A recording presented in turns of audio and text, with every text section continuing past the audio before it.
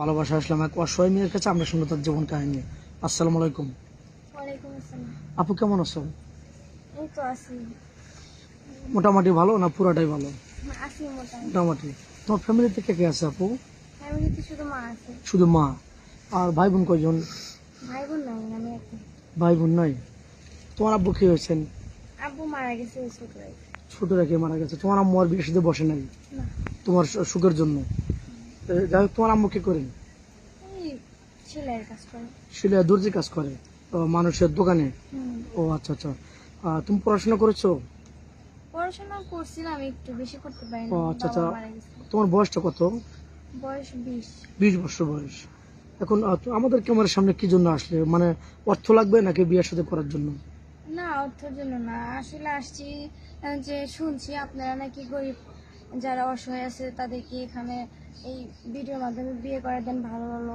এই জন্য আসছি, কারণ আমরা তো গরিব, চাইলেও আমরা যৌতুক দিয়ে বিয়ে করতে পারবো। হ্যাঁ, বুঝতে এই জন্য পারছি। আপনাদের মাধ্যমে আসা। ও আচ্ছা আচ্ছা আচ্ছা।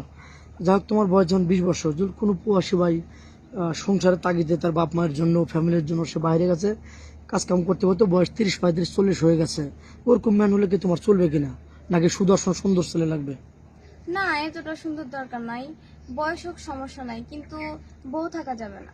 ও, বউ থাকা যাবে না? মানে তুমি 20 বছরের একটা মেয়ে 17-এর মধ্যে বিয়ে বসতে চাও না, মানে তুমি এক কথাই একটা মেয়ে হয়ে আর একটা মেয়ের জীবন নষ্ট করবে না। হ্যাঁ, তুমি চাচ্ছ একটা অবিবাহিত ছেলে, তার বয়স একটু বেশি হলে আমার বিবাহিত হোক সমস্যা নেই, যাদের বউ চলে গেছে বা চলে গেছে, মারা গেছে, এরকম হলে তোমার ভালো হয়। যাক, ভিতরে কথা না রেখে বলে দিছে, ওর সবচেয়ে ভালো হয়েছে। কারণ আমাদের প্রবাসী ভাইরা সলিড কথা পছন্দ করে, যে এ কি চায়, যেটা মন থেকে বলে দিচ্ছে, সেটা ভালো হয়েছে। যে বউ থাকলে চলবে না, মারা গেলে বা চলে গেলে আমি বিয়ে করব, তাতে আমার আপত্তি নেই।